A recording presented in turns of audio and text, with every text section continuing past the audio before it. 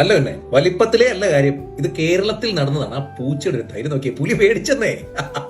ഞാൻ ഇന്ന് വയനാട്ടിൽ നടന്ന പുലിയെ മറ്റേ വലിയ പ്രശ്നം ഉണ്ടാക്കിയ പുലിയെ പിടിച്ചല്ലോ, കൂട്ടിലിട്ട് പിടിച്ചപ്പോൾ അടുത്ത സുഹൃത്തായിട്ടുള്ള സുനിൽ പായിക്കാട് എനിക്ക് ഷെയർ ചെയ്ത് തന്നൊരു വീഡിയോ ആണ് ഇത്. നമ്മുടെ കേരളത്തിലാണ്, നമ്മുടെ വയനാട്ടിലാണ്. പുലിയുടെ മുമ്പിൽ പോയിരിക്കുന്ന ഈ പൂച്ച, ഈ വീഡിയോ ഒന്ന് കണ്ടേ,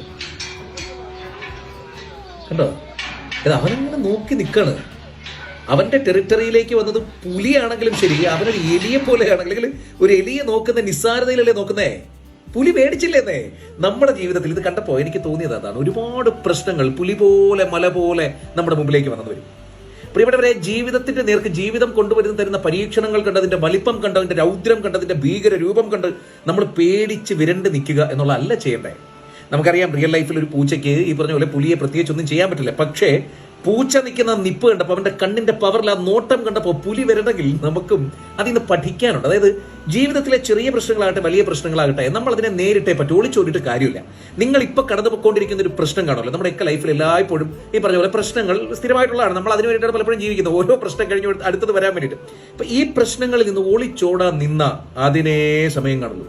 പൂച്ചക്കുട്ടിയുടെ അത്രേ ഉള്ളൂ നമ്മൾ പ്രശ്നങ്ങളുടെ മുമ്പിൽ. പക്ഷേ കട്ടയ്ക്ക് നേരിടാനാവണം, ആകണം. നിങ്ങൾക്കതിന് കഴിയും എന്ന് ഓർമ്മിപ്പിക്കാനാണ് ഈ വീഡിയോ. ഏറ്റവും പ്രിയപ്പെട്ട സുഹൃത്തുക്കൾ വേണ്ടി ഷെയർ ചെയ്യണം, എന്നിട്ട് അങ്ങോട്ട് ഫോളോ ചെയ്തേ. പരകട്ടെ പ്രകാശം.